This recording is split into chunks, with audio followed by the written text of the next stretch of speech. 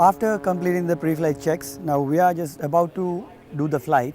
So before you fly, you should know your flight pattern. Now as you can see in the sketch, this is the runway and these are the two runway ends. Now since the wind is coming from this side, we are going to start from this end. So this is again the wind section. After taking off, we are going to climb during this period.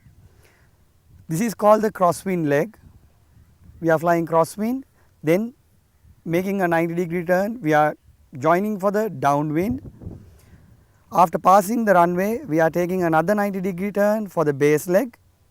Then just to get the aircraft aligned with the runway, we are going to take the final turn and we are on the finals.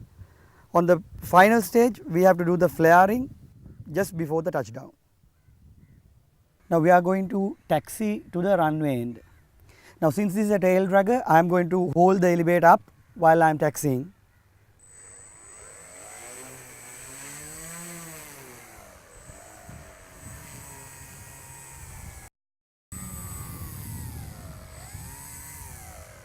Okay, now we have come to the center of the ground.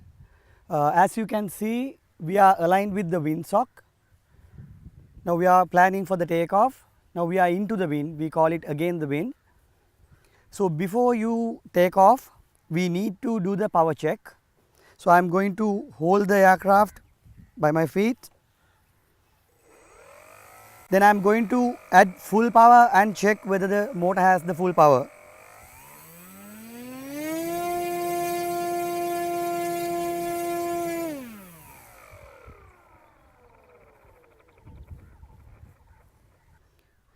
Okay, now I am ready for the takeoff.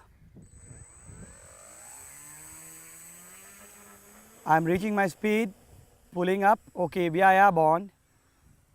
We are flying again the wind, making a 90-degree turn for crosswind. Again we are turning for downwind. Now we are flying downwind. I am getting the base leg, turning for the finals.